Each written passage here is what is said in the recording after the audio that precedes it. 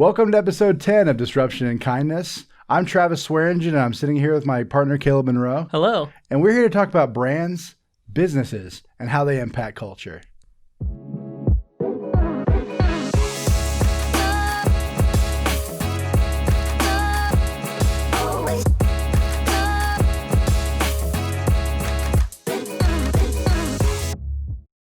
Hey, dude. Hello. How are you doing?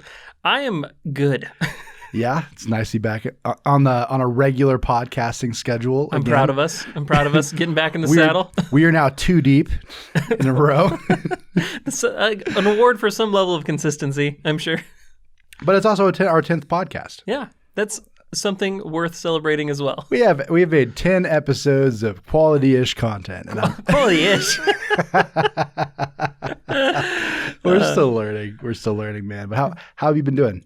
This week has been an interesting one. Why is and I that? don't want to dig too deep into why it's been interesting, but let's just say I've learned way too much about S Corp, C Corps, taxes, business tax, and have really expanded my mind and stretched my brain and realized I'm so glad I don't do that for a living. Yeah, no, that stuff is just absolutely mind-boggling to me. And I'm glad that is not what I do professionally. Right. I learned so many fun terms that like capital interest and profit interest and class shares and shares of stocks and it was just a blast. We run deep at Monsoon. I just like, if I'm going to be an expert at everything, might as well learn some tax law. Oh my gosh. So I'm my brain's a little fried from all that, but Dude. Feeling good. How about you? My brain's a little fried for different reasons. So I'm getting married in 23 days. That is a short amount of time. Yeah, it's like happening like basically tomorrow. So it's that's been kind of interesting, just kind of getting everything ready and I don't know, just getting all the logistical stuff together for that has just been interesting. And we're also in a pandemic, and yeah, so I feel that. Yeah, so it's a sweet time. It's a good time, but definitely stressful. So believe it. I know that we were wanting to really dig into potential conversation about color. I mean, we're at a design agency, right? Yeah, we've been potentially talking about color theory for a long time because we thought it'd be a concept that people are really interested in. But I don't think that really anyone cares about like complementary colors or triadic or like why those things matter. I don't know if that's a super interesting topic, but something that comes up a ton, which I don't know about you, but it drives me completely crazy, is when people are talking about like the psychological and business implications of using specific colors. Right. I mean, I think there's some like minuscule amounts of merit to it, but not enough to completely base everything you've got going business-wise off of it. Sure. So when we're talking about color theory, and a lot of times we interact with it in business from two completely different sides of the spectrum. Travis having a marketing background, me having more of a design background. When people are talking about, like, this is widely discussed in design circles, it's widely discussed in marketing circles, that depending on what color you use, that really does, from what people say, that really changes how many sales you're making in terms of marketing, how you make people feel emotionally in terms of actual design. And I think that what we want to do is really talk about what is being tossed out as kind of law on the psychology of color and how it supposedly impacts or manipulates choice or feelings. And we really want to then share our personal like business experiences of it in the field and what color has done and what it hasn't done. Right. So when we're talking about psychology, especially in terms of branding, this isn't color theory like you said. It's not about, blue and orange being, on opposite sides of the color wheel. It's nothing along those lines of what you would learn with an art degree. This is really more about business concept version of color and these preconceived ideas that lots of designers carry and lots of marketers carry, that depending on the color of your logo, it will make someone feel X. So that's really what we wanted to break down. And I honestly thought that you and me were going to be on opposite ends of the spectrum because I feel like I hold a very not normal view for someone in our field. Well, I think you're more practical than a lot of designers and artists that I've worked with in the past, because what tends to happen a lot is I think that a lot of designers really over-index on like what do aesthetics accomplish? Sure. Versus like really figuring out like, are our color choices really what's moving the needle, or are we majoring on the minors here? You know, I think that aesthetics can take you to a point, right? If you're really talking about moving the needle, and depending on your demographic, depending on your client and who you actually know them to be, there are going to be people that are drawn to aesthetics. And yet I think it more comes down to composition than it does color to me sometimes, right? I think that if the composition of a design, or specifically a font that's chosen for it, will have more of an impact and make people assume something about your business than necessarily color choice will. Now, granted, if you're throwing like red and yellow, ketchup, mustard type, very, very vibrant, oversaturated colors out willy-nilly and trying to get people to read it, like, yeah, color's going to make someone feel something negatively about your design. But, you know, that's not to say anything against McDonald's. I think they do it very tastefully. But I think that this assumption that if I choose a color, and let's just dig into it practically, right? So there's color wheels that people have made. If you just go onto Google and you search color theory, psychology, branding, or color psychology, branding, you will see entire charts and entire articles. There's so much information that people put out, assuming that colors give emotions to people. And so like you can just manipulate how someone's feeling by using certain colors. Exactly. And so, for example, I'm just going to throw this out there, but like they're saying that yellow is optimism and clarity and warmth, and orange is friendly and cheerful and confident, and red is excitement and youthful and bold, and purple is creative and imaginative and royal and wise. You know, blue is trust and dependable and strength, and green is personal growth and health, and, you know, a monochromatic one is balance and calm. Sure. So it's like, okay, those kind of sound cool. I can see that at a distance, but when they actually start putting logos in, when you start to apply it in a business level, it really begins to break down in a pretty massive way. So, for example, if we're talking about purple, purple is creative and imaginative and wise. And if I was going to take this chart and run with it, it's royal, it's imaginative, it's wise, and it's Taco Bell. Like, let's talk about brands that do not line up with the assumed emotion. I don't know about the last time you've been into Taco Bell, but I cannot say that I walked away feeling like royalty or feeling like I encountered something wise and imaginative. You know, maybe imaginative because they're putting cheese on the outside of their taco shells, but like, I don't know that it's giving me the emotion that this article is telling me 100% it's what people should be feeling when they encounter these brands, when they have this color, right? So... Right. I think that there are certain instances where color psychology comes into play. Like, I don't think that it's like absolutely completely without merit. I just think people focus on it too hard. Sure. Because I think there's something to some of these combinations, like red and yellow. Like, who's red and yellow? McDonald's, Burger King, Sonic, Wiener Schnitzel, Carl's Jr. Why do all of these all these restaurants that are in the exact same lane all use the same color palette? Sure. It's because red and yellow together typically actually make you hungry. There's also like a pretty well-known thing that like if you eat your food on blue plates, it'll suppress your appetite and make you eat less. I mean, there's some aspects of color psychology that I definitely believe in because I'm seeing it played out in the wild. But I don't know, from my angle, I am completely focused on digital marketing. Yeah. So when we're talking about color psychology and marketing, they're typically talking about call to action buttons. And what a call to action button is for those that are new to our show is it is a button that takes you to the primary action that you want people to do on your website. So it could be buy now if it's a product. It could be learn more. It could be give. It could be give. It could be any of those things. But it's supposed to pop on the website so that people can see, that is the action they want me to take on this site. And for when people are going like, oh yeah, you definitely, you want to use blue because blue represents trust, and they'll be more likely to click a button that's blue. It's like that's ridiculous. Right. That's absolutely ridiculous, and there's no evidence for it. Sure, and I think that you see studies even on the marketing side where people have changed the color of a button and run several similar back-to-back campaigns, and they said, well, this color performed better, so you should use it across the board. And I don't think that's accurate. And when I'm talking about colors not lining up, I think that color can be impactful. And like you said, there is merit to the choice of color that you use, but I don't give as much weight to it that I feel like a lot of people do in the design community, where you're making a major error or a major mistake depending on the color of your button. Right. I think that when you're talking about marketing, it is more likely that people are not responding to your sales or to your call to action because of your copy or because of your offer than because of the color of your button.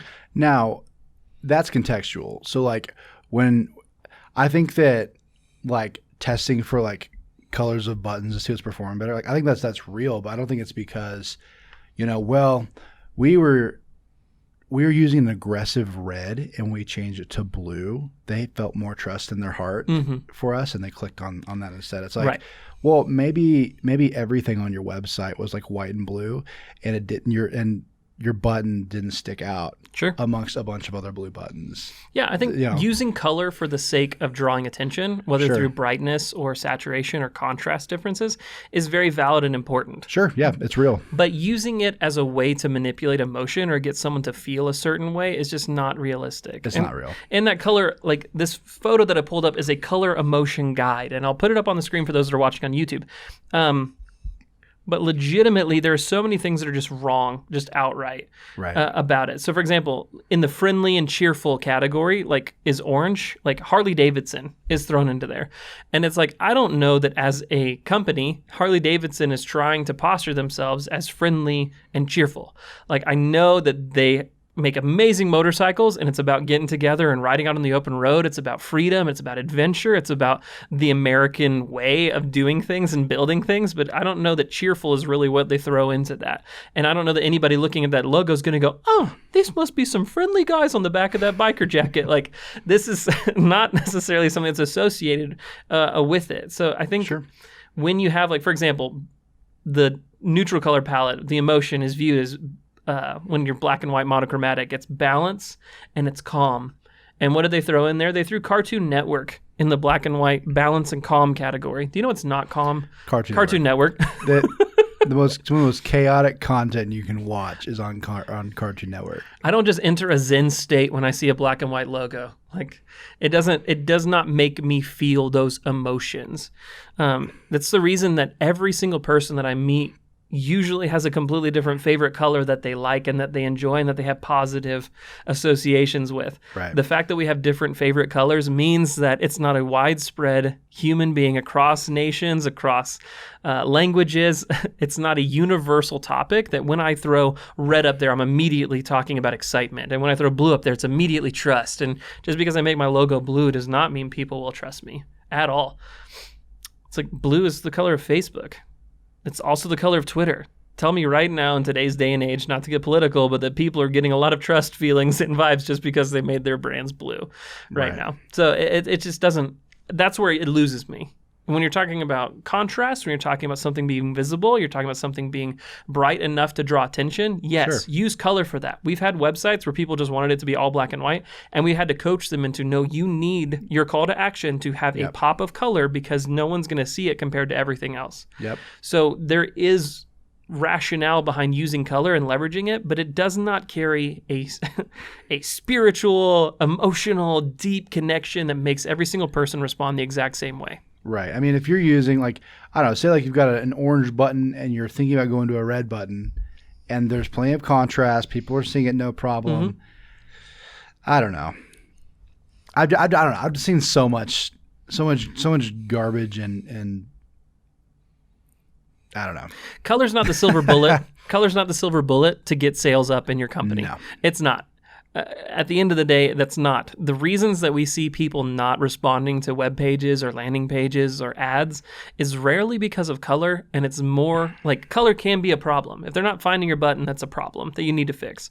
But after that very minimal bottleneck that happens in the sales process through your funnel, like it really does come down to quality offers. It really does come down to quality copy that's being written. It really, at the end of the day, everything that we hammer home on this podcast is you need to know your customers. You need to know your customers. I'm going to rant about this our entire career to people because they they go, well, of course you need to know your customers, and they just see it as like this, like, well, of course I know that, but you don't execute on it. Right. You know, like it is so important to very intimately understand your customers and their problems and their pain points and their fears and their hopes and their dreams. And you have to be able to project, to be able to show that and prove to them that you know what they're dealing with right. through your copy. Yep. That's the deal. Words are what sell things. Like, we're a brand first marketing agency, mm-hmm. right? So I came to Monsoon because I loved Monsoon's emphasis on creativity and aesthetics and making things beautiful. But right. at the very end of the day, aesthetics are not what makes sales. What makes sales are words and making sure that you understand your customers and that you're speaking those pain points. The packaging really comes into play when you're competing against someone else that understands pain points and problems and everything too. I mean, you guys got a beard oil company. Mm-hmm. You went from this like really rough branding mm-hmm. that they had to getting them into GQ. Right. And their sales have exploded from there. Sure. Which is awesome. But if that brand didn't appeal to that customer, you know what I mean? You're just not going to make anything. I think aesthetics matter within the first 2 seconds of somebody encountering your brand. Sure. I think that they've ceased mattering after that point, after someone's made a determining judgment. That first impression. If you are in the product business, if you are selling products and you are on a shelf next to your competition, you better believe aesthetics matter in that regard. Right. But so does your price. And I think that people are going to look at, oh, that one looks cool. That one smells cool. Oh, the copy, the scent, the flavor. There's a bunch of other stuff that goes into it. But then it also comes down to price and price per value. That aesthetic is going to increase that. But after they get over the aesthetic hump, like there really is a substance that's on the other side of it that's really important. But for those who are business owners and for those that have sold things recently, I think it's really important. Like, think about the last client that you got. Think about the last sale that you made. Everybody, think about that and actively ask yourself, why did they choose you? If you don't know the answer, you don't know your customers. You aren't actually getting into and digging into the weeds. Like Travis, like you were saying, we'll preach this and espouse this. You really need to know your clients. And everyone's like, yeah, of course you do. Right. But when you get down to brass tacks, are you actively asking Bill, who just got something from you last week, why he got something from you? Do you understand why he chose you over your competition? Do you understand what he values? Because when you're disconnected from those things, it's not just like, oh, cool, I'm offering something great and he likes it. And that's the end of it. No, actually dig into why he chose to spend money, why he chose to give something he worked hard for to you. Right. And once you dig into that, that's really where you're going to begin to find value and begin to make decisions and understand your business better. Sure. No, it's critical, and everyone's going to continue to ignore it. They want to be like those that are hyper focused on like their brand and their vibes and their image and everything. Again, all important things, all things that I value. But like if you're more focused on like your copy being cute than your copy speaking to those problems and really explaining like features and benefits of working with you, like, yeah, you're gonna be cute, but you're not gonna make more sales. Right. Which is the whole point. People need something substantial. And I think that we can talk about brand personality, we can talk about branding, we can talk about colors. And these are all, I think, adding up to probably 15% to 20% of what moves the needle. And if you don't have substance on the other side of those things, I can make you the best packaging in the world for your product. And if your product is not good, your business will die. And the same thing on the other side. We can make up the best advertising, the best copy, the best marketing. We can push leads to you. But if your sales team on the other side doesn't get it and doesn't understand it, like the same thing. The effort that we've put in will not matter if there's not substance on the other side of everything that people spend so much time on. Like, I've actually seen the data for ad campaigns and landing pages that look like crap. Just had no real aesthetic value whatsoever. Not the best candy wrapper on the shelf. Sure. Go gangbusters on campaigns before. Like, it just makes so much money.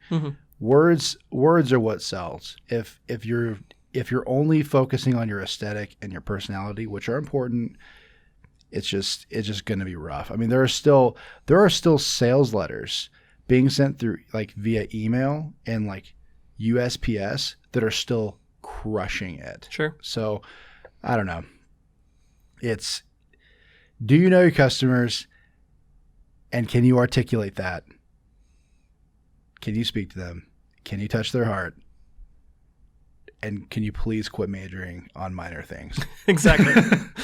Stop spending so much time talking about color. Yeah. Test your landing page. A/B test different button colors. Quit jumping in the weeds. Right. Like, and actually focus on what's important and what's going to actually move the needle. So. And that's from two creatives, ladies and gentlemen.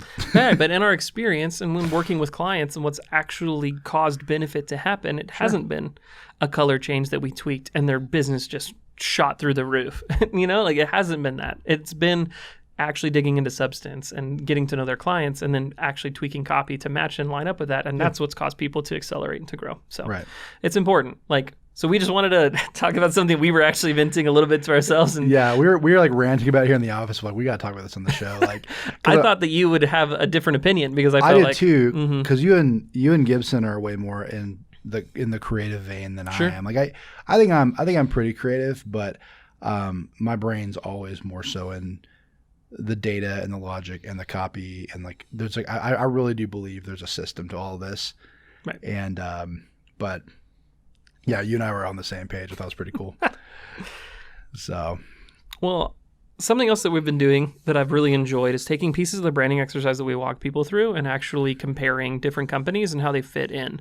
And so this is a really great exercise for people that are listening to think about your personal brand or even think about the company that you own or work for and really juxtapose yourself between these two concepts. So one of the things that we walk people through is your company a underdog brand or is it a leader brand? This is a fun one. It is a really fun one. And to be honest, I have tons of people when we walk companies through this go, why would you want to be the underdog one? Yeah. And I think that's their personality. That's their bent. Why would you ever want to be that? But I think that people don't dismiss a really good underdog story. No, the amount of momentum that can happen with an underdog and people wanting to fight against bigger powers. I mean, look at the growth of Parler as a social media right now. Oh, God. You're talking about an underdog compared to these giants in the field, right? Like, I think that you see that people really do want something smaller and want to trust an underdog and to jump after that. So when we're talking about underdog, the way I like to describe it is that underdogs are new to the scene that they're in, whatever industry space, wherever their competition is, and they see their competition and they're trying to break into that field to become equal and to become valid. That's the underdog. Leader brands, on the other hand, don't care what their competition is doing, don't care what their competitors are. They know where they're heading and they're running full tilt that direction. So their eyes aren't on competition. Underdog brands' eyes are on the competition to try and break into that field. So that's normally how I describe it. If your brand is trying to innovate and your brand is trying to create new things in your space, chances are you're a leader who's really trying to push the industry forward and you don't care what your competition's doing. You're just doing you. And I think that when you're an underdog brand, you're much more aware of your competition, aware of trying to carve out this piece for yourself. You're less established that way. So that's kind of like how I see underdog versus leader brands, but I think both can be equally powerful. Yeah.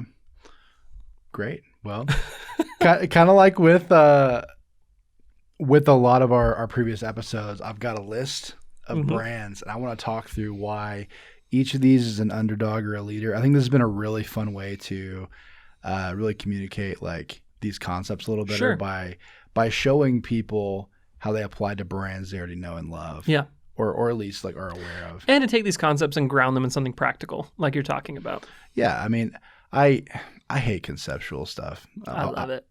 I always like to grab it out of the air and really like try it. Like let's put it on. Let's put the shoes on. You know, let's let the rubber meet the road and see what actually happens in the real world. You know, so yeah, underdog versus leader brands. Coca-Cola, definitely a leader, not an underdog. They've been around for a long time. If you've been around for longer than 100 years, you're probably not an underdog. And if you are, you probably have some problems you need to work out. You're still trying to break into your industry after a century. You have some issues. So for sure. Dude, when I was in Uganda about 10 and a half years ago. Mm-hmm. And I went to this super secluded area of northern Uganda called Gulu. Okay.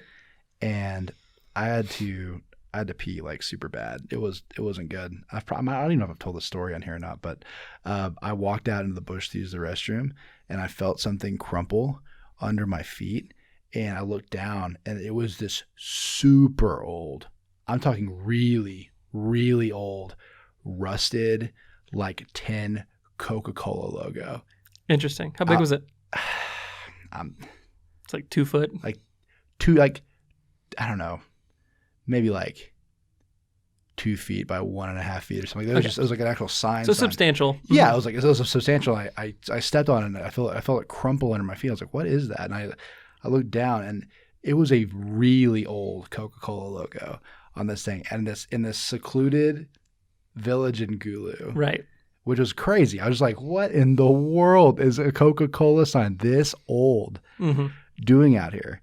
So yeah, Coca-Cola is absolutely a leader brand. And they've made their way into the bush in Gulu. So super crazy. I like to tell people that story just because Coca-Cola is so dominant. Sure. But Pepsi. Man, I would also say that they're a leader in the sense that they're a competitor. I don't think that they're an underdog in that sense. They're not necessarily new to this space. So they're leading out in a different flavor offering. I think that Pepsi's an underdog. You do? I think they're the underdog to Coca-Cola. I think that they hold less of a market share to Coca-Cola. I don't know that makes them an underdog. Like, I think that Coca-Cola directly competes with the Coca-Cola is directly competing with, I think, Pepsi and like Dr. Pepper, like colas, right? Like, I don't feel like Coca-Cola. I mean, I guess when you're going to like the refrigerator section of a convenience store, I guess like Coca-Cola is technically competing against like Monster and Red Bull and all that. But I think if you're going in there for an energy drink, you're going straight to like Monster and Rockstar and Red Bull and all that. Sure. But I feel like Coca-Cola is directly competing against like Pepsi and Dr. Pepper. And I feel like maybe I'm wrong, but I feel like Dr. Pepper is actually quite a bit more quite more popular than Pepsi is. I feel like Pepsi's kind of an underdog when it comes to colas. I think just regionally, we're also in the land of the Dr. Pepper. Like everybody in Lubbock, Texas orders Dr. Pepper and loves it. It was invented only a couple 100 miles away, I believe.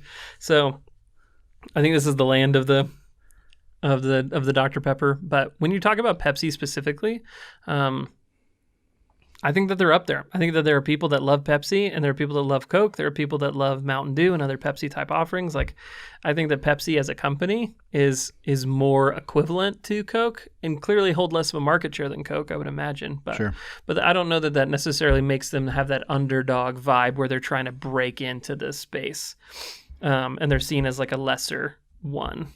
So it's just Underdog specifically as a brand is you're trying to tell this story of you're just a small grassroots looking to take it to the competition kind of a vibe where you really are someone worth rooting for because you don't have that many people in your corner. That's the Underdog. And here's the other thing to think about maybe with some of these drink companies. Huh. They're brands. They're also companies and they're also products. Sure. So like when you think of like, I don't know, you have like restaurants that are like, they have Coke products or they have Pepsi products, you know, like, so I think in that way, it's like Pepsi's like this leader because you don't have like this other company that has like this a huge umbrella of beverages that, you know, like, I don't know, Taco Bell is all Pepsi products while McDonald's is all Coke products, right? You don't have that happening. Yeah, I think that when you think about like underdog brands in the drink category, even soda category, like there are lots of restaurants that try and make their own sodas and push their own product out that way. And I think that when someone steps up to a soda fountain, they're expecting to get Coke products or Pepsi products. They're not expecting to get something different. And yet it can be a really valuable offering where people, there's a burger place here that used to mix their own Twisted Root. Used to have their own syrups and that they would add stuff into their root beer and they would add stuff into their lemonade to where it was different every single time that you came in. And that was a really cool experience, but I knew I was getting something different, but it's also nowhere near. It was worth rooting for. Like I really enjoyed going there and talking to people about like, man, I went in this one time and they added marshmallow into their root beer, and so it was this marshmallow root beer, and the next time I Right. went in, they had coffee into it, and it was this exciting new experience Sure. because they were doing something different, but it was small, right? And I think that feels more Underdog to me than a Coke or a Pepsi. Like, I think that Pepsi as a company, like as an umbrella of products, is a leader. Sure. I feel like Pepsi as an individual soda in comparison to like Coca-Cola is actually quite the underdog. Sure. From who Like drinks if- Pepsi versus who drinks Coke. Sure. I don't know. My thoughts. I can see that. Tesla. Underdog. Are they?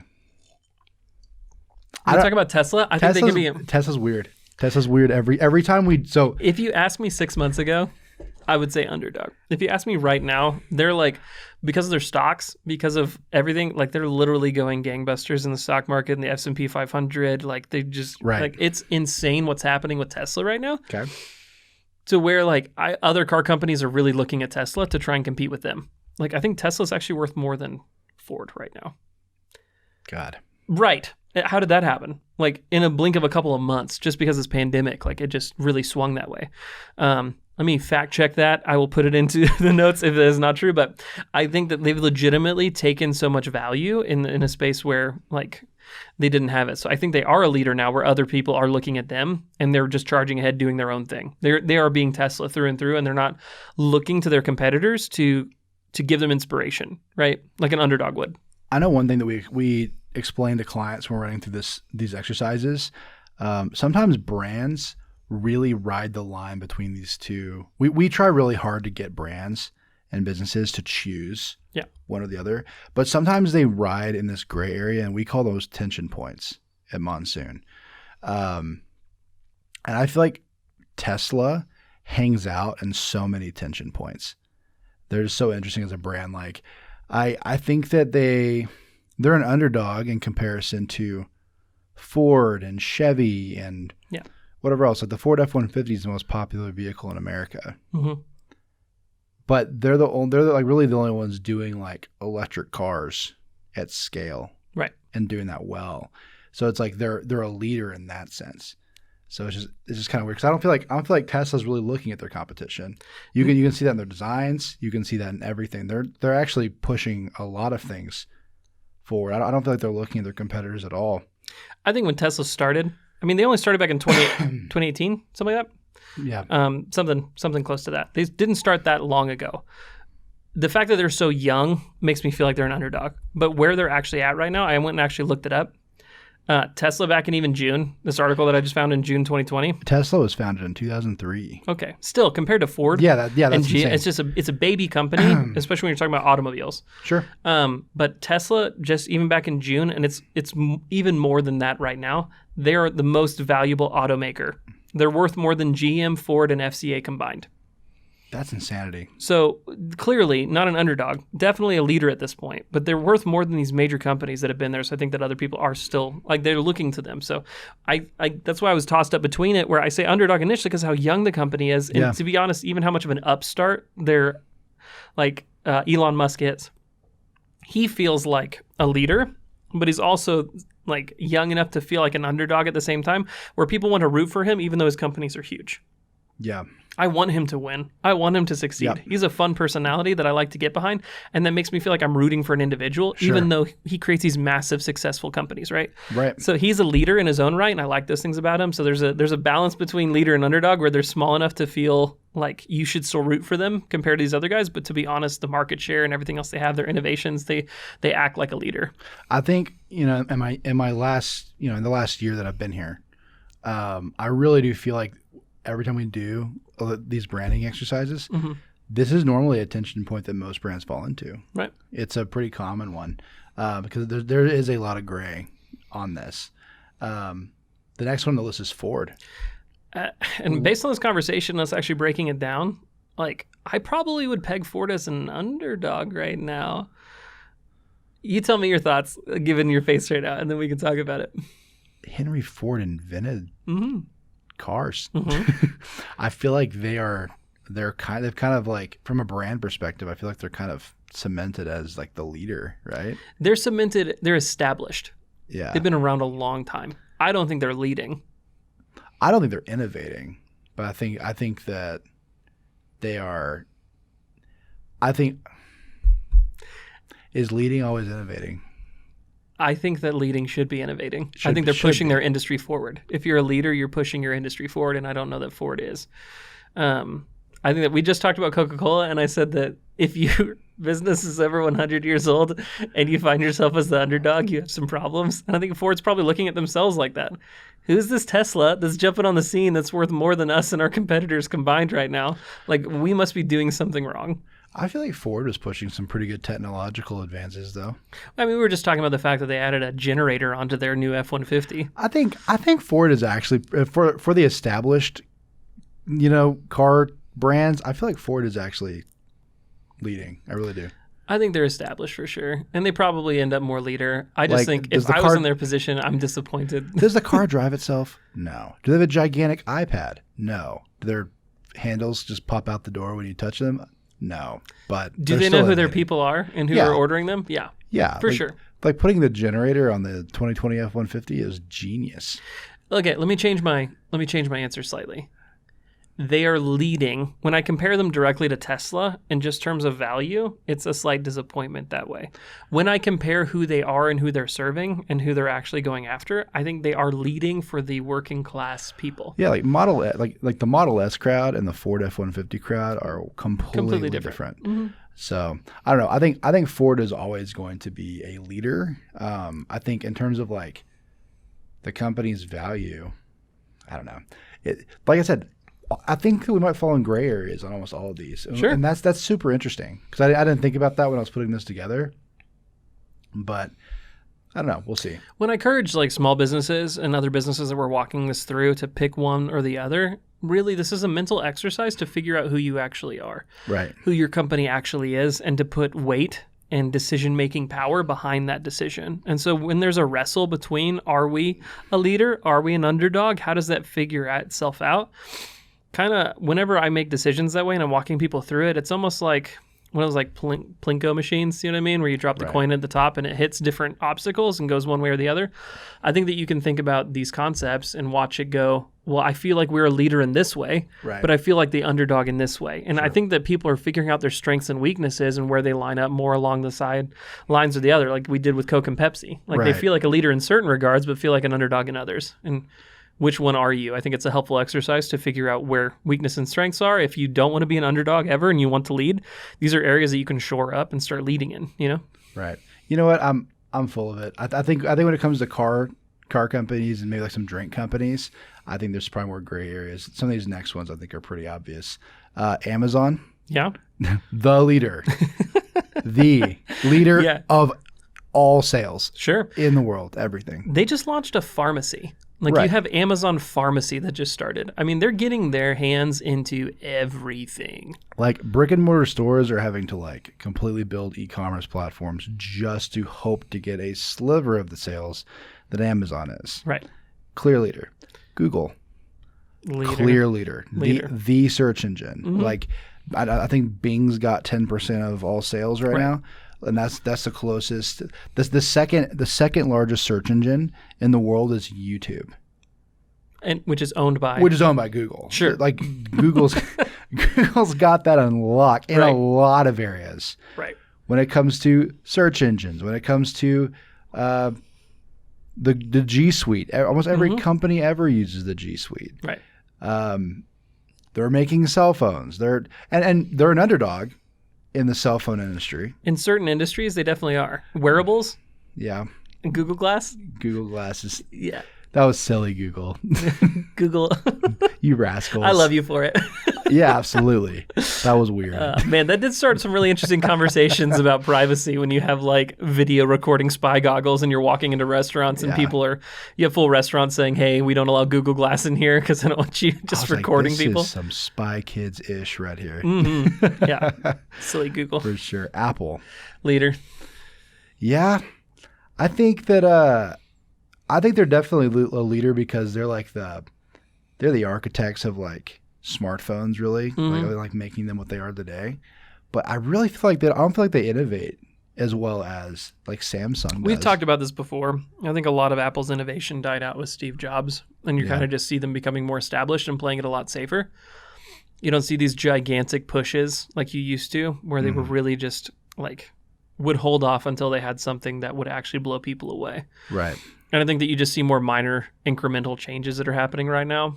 And even the ways that they're innovating, like even the new M1 chips that they're getting inside of their, that they're building themselves now instead of going with Intel for their processors and their computers, like that's innovative, but it doesn't capture the imagination like Apple's old innovations used to. Right. So I think that's the difference, right? Is you have these, they are technically innovations. Yes, I get a couple more hours of battery life out of my phone or my computer.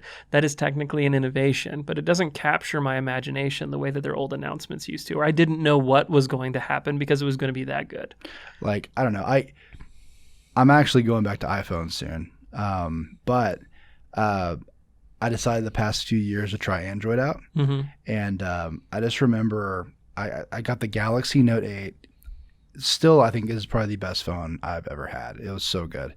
But like, I was looking at all the features this ridiculous phone had, and you could like just control the phone with your hand, like with these like gestures, like just you know, you just do that and it would just like respond. And I was just like, I've never seen anything like that, and I don't think it's practical. I'm not going to sit there, like and Maestro on a subway. No, like some of these things that they're coming up with, I'm just like, okay, but in real life, that's going to be weird. People are going to be looking at you like, what are you doing? You're sitting there with your phone. It's like, you know, just going crazy on it. But I think that Samsung is just like, I think they're innovating probably better than any smartphone maker. I would agree completely, because you have these conversations where Apple fanboys versus the non-Apple fanboys is constantly happening, where Apple will come out and they'll say, hey, we have this, and every other phone like ecosystem's like, yeah, we've had that for years. It's just not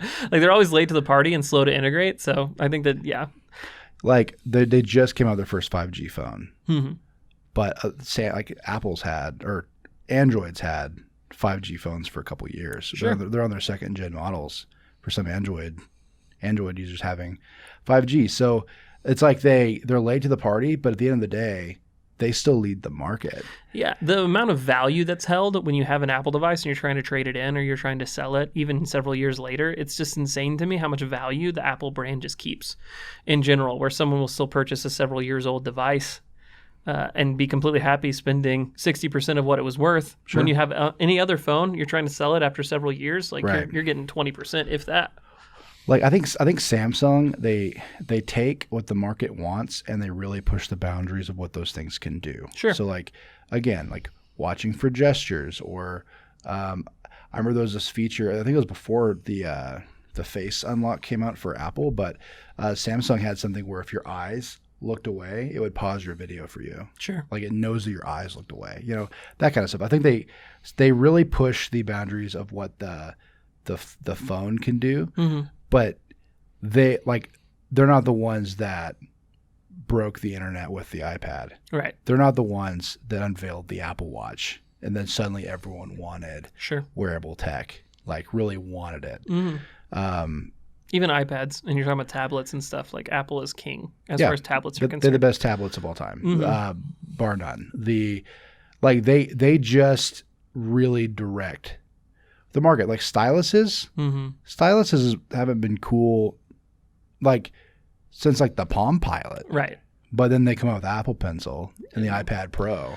Yeah, and it's just they make it sexy and they make it desirable and they make it functional. That's the thing, right? Right. And I think that a lot of times you see styluses and it doesn't work across the board, and that's what's great about Apple's entire ecosystem and the products that they offer, is that it's so integrated in that it's valuable. And there are a lot of times you buy styluses and it may work in one app and not work in another one, and it doesn't have complete like control. And it's like anything that launches on the App Store is going to like have the Apple Pencil integrated and supported in. So they bring their value to the table when they design it. Like I think that Apple leads the market, but they don't push the boundaries. Sure. I think, again, they play it safe. Gray area. Hulu. Hulu. I don't know how to feel about Hulu. Hulu's acting like the leader with their price increases that they're doing and stuff. What is that? What do they do with that? It's like $71 now for like, if you want live TV and ad-free Hulu. They just increased their price by like 20% or something. I just get cable. Exactly. I think that's where people are going. It's like, hey, you were supposed to be the cord-cutting option. I was supposed to go away from you, from cable, and go to you because it was great to have it. And now that they're realizing they're trying to integrate cable. I think we're seeing cable replaced with Netflix and Disney Plus and Hulu and these other. I don't know that they're a leader or an underdog. I think that they're an underdog compared to Netflix, but I haven't actually checked in on. Does Hulu make their own shows? Or Hulu purchases the rights to other shows. I don't know that they go out of their way to make it like Netflix does. I'd say they're a definite underdog. Sure. Because they're not really pushing things. Like Netflix, like they were maybe I'm wrong, but I think they're the first company that wasn't like a TV station to produce their own TV shows. Their own series. Like I know that it's like a more of a common thing now. Like Amazon does it, Apple TV Plus does it. Everyone's kind of. I'm sure there are some Hulu originals as well. Yeah, it's a much smaller thing. But I think Netflix did it first. Yeah, 100% Netflix did it first. And if they didn't do it first, they were the first ones to do it successfully. What was the first Netflix series? Was it Daredevil? Maybe not. I'm not entirely sure. I know that the one that really launched them onto the map was Stranger Things. Yeah, dude, Stranger Things is my jam. Oh, the first original series was House of Cards. Yeah, I mean, and again, that one crushed it as well. Oh my God, that show's crazy. So when you see Netflix changing from someone that offers content to someone that creates content, Netflix is clearly leading out that way compared to Hulu, who's more about like edging out rights and trying to find their place that way. I think, to be honest, Hulu's finding more of its space with live TV. Trying to replace that'd be a real replacement for cable. Mm-hmm. They're trying to be that. I don't think Netflix is trying for live TV. I don't even think Disney Plus is trying for live TV. So I think that you really have Hulu trying to edge out their market, where they're not going to be the innovators like Netflix is with new shows and original programming, and they're not going to have the entire catalog that you have with Disney Plus of this entire emotional nostalgia experience that I get with Disney Plus, where even Disney Plus is coming out with great new things like The Mandalorian and other stuff that they're launching with a few intellectual properties they have. So I think Hulu's really finding their market with live TV being that way. But still, you're spending $72 a month. Might as well do cable. Sure. And that's all I've got for the list, but I think it's really important just to emphasize, like, it is still extremely lucrative to be the underdog brand. Yeah. And sometimes that is what your company can carry best, you know? You just need to take an honest look at your business, and if you think you're an underdog brand, that's okay. Mm-hmm. You can make if you can execute on being an underdog well, your company will make vastly more money than if you were pretending to be a leader. Yeah, I think there's a viral mentality that comes with the underdog if you play your hand correctly. Sure. You can generate a lot of support for yourself. People want to root for you. They want the David to win against the Goliath. They want to see someone come in and disrupt the market. Like, there's a part of me that's like praying for some small little upstart of an internet service provider to come into Lubbock, Texas, and try and take out Suddenlink. I love it. Please. Someone, make it happen. Help me. Exactly. Topple these giants. There's a piece of me that wants a giant to be toppled. There's a piece of me that wants competition because it's healthy. Even inside of Lubbock right now, we have a supermarket, H-E-B, that moved in. And I would not say H-E-B across the state of Texas is not an underdog. I would say because they came here, Market Street feels like the underdog. United feels like the underdog compared to the giant that H-E-B is across Texas.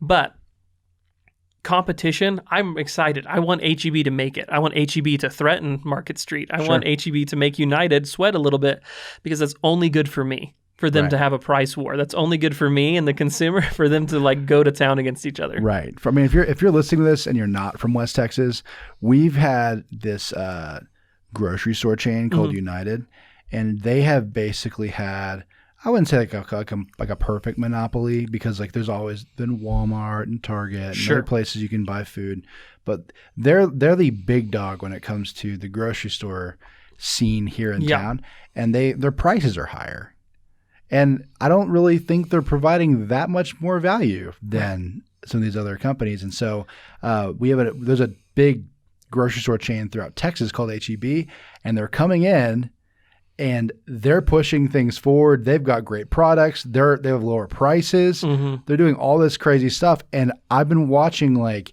whenever I walk into, I still go to United, but when I walk into United's now, like they put in self-checkout. They are doing all these like made for you meals that they didn't used to do before. Like they're being forced to innovate and to catch up, because they're going to compete with the new hotness Sure. that has moved into town, right? So it's crazy. Yeah, competition is healthy. And when a leader gets unseated and feels a little bit like an underdog, it forces innovation to happen. Yeah, and then the consumer benefits. And 100%. And so that's always a healthy thing for me, to see someone stumble and someone else accelerate. Because I think that even when we're talking about car companies and we're talking about Tesla, do you think Ford's eyes and GM's eyes, these other car companies, Volkswagen, like, are on Tesla right now? They're watching them to see what's going on and how they can duplicate that kind of success.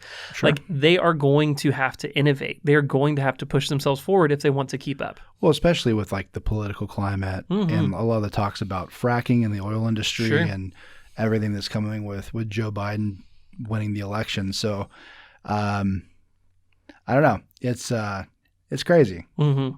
But I've got a ridiculous story for you. Tell me about it. So, Cecily Gibson, our partner's wife, sent this article. Hello, to Cecily. Hi, Cecily. You're great. She sent this article and she was like, "Could this be good podcast content?" And I saw like the title of the article is "A college student behind a massively popular paint mixing TikTok page was fired from Sherwin-Williams." And my initial thought is, who cares? Right. That's I'm sorry you lost your job. Like, sorry, TikTok guy. I'm sorry you lost your job mixing paint on company time. Sure. But the more I read the article, the more frustrated I got at Sherwin-Williams. And I just want to read parts of it just to kind of.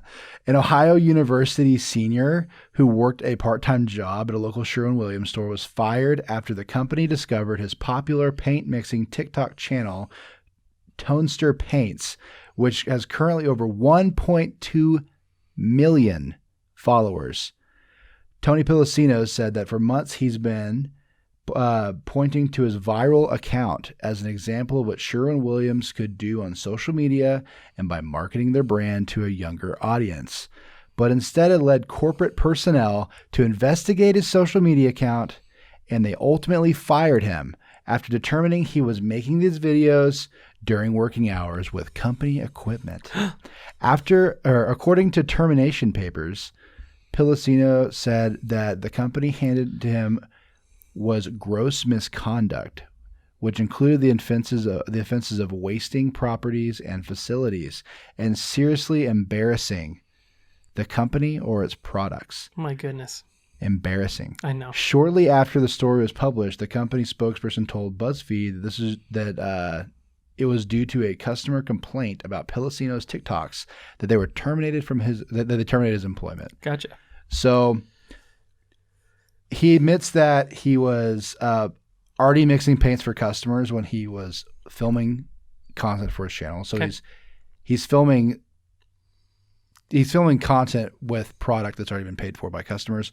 He was also accused of stealing, and he was able to, I guess, prove that he had paid for all the paint he'd ever used for his content. So the question is, you have an employee at a paint store that is taking, like, when a customer saying, "Hey, I need these colors mixed together," he's just making content out of it and putting it onto his personal TikTok, and it's being really well received. Right? For TikTok, he has music underneath it, and he's cutting it together really well. He's kind of showing a little bit of the process, but it's very quick videos, maybe like 30 seconds or something. Nothing super crazy that I was seeing. And then when things started like taking off, he started buying the paint himself and making content.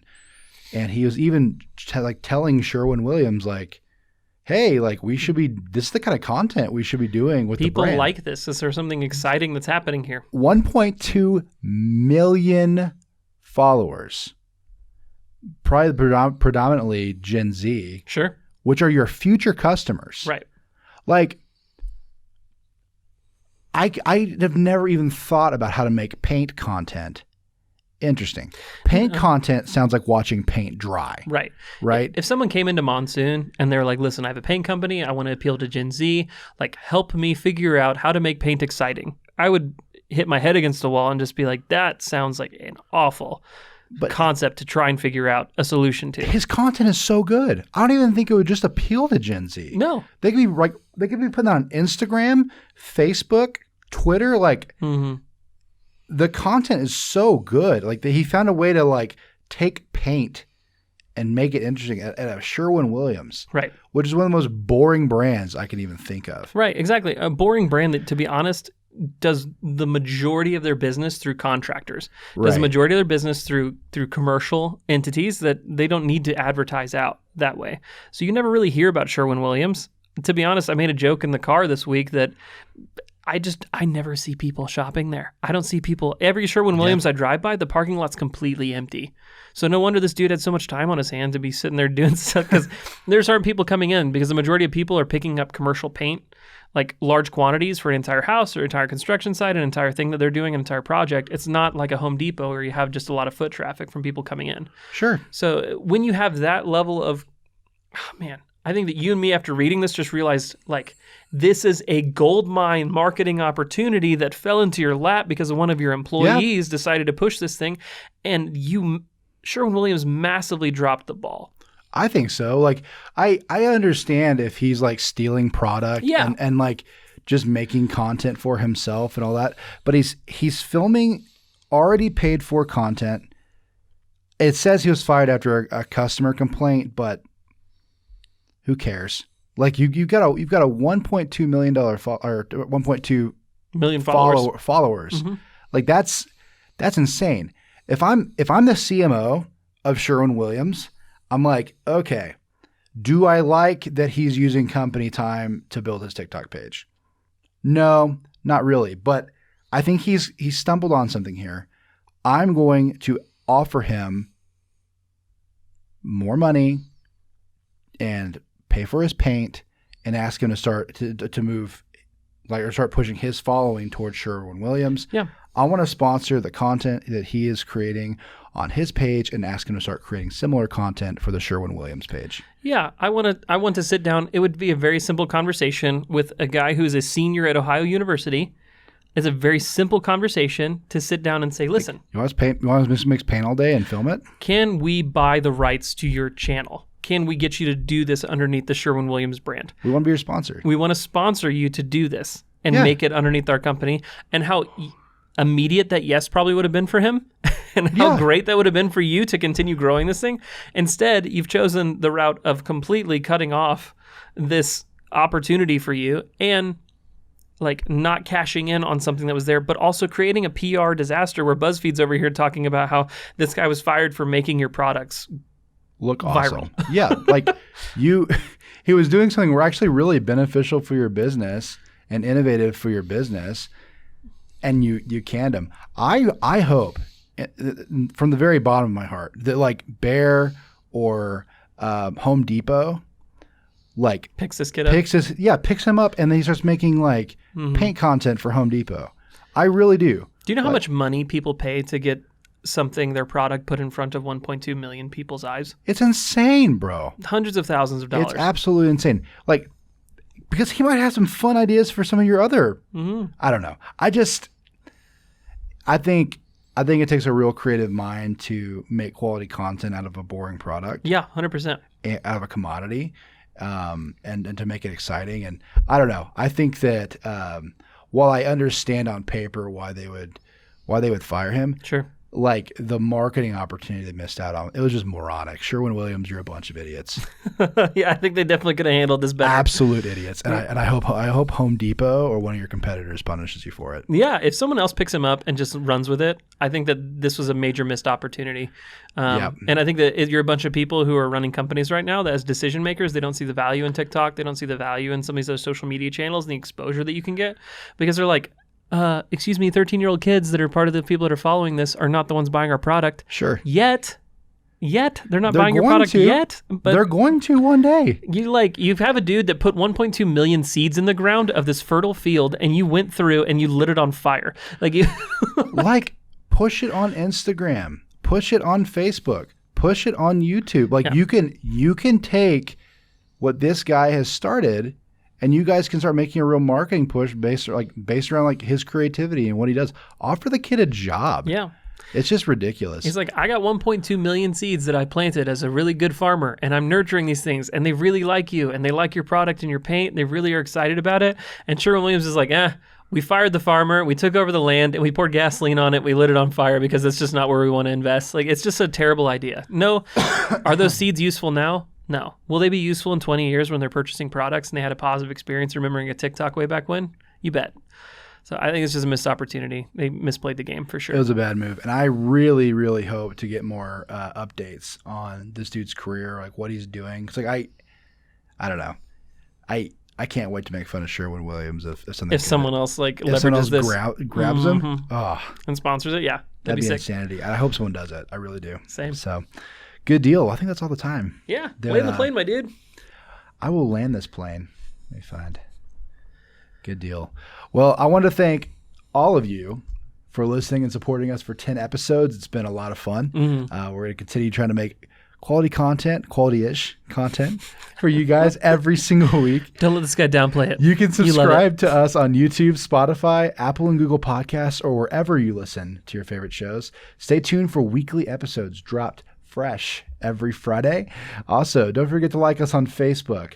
We really are going to start doing some community building. I mean, I'm looking into maybe even doing like a really awesome like private group for Disruption and Kindness listeners. Sure. Where we can like really start discussing some of these topics in advance or whatever else. And so like us on Facebook for updates on what we're doing with the show. Yeah. We're excited to keep making great content. Stay tuned for Disruption and Kindness episode 11 next Friday. We love you guys. Thanks for tuning in.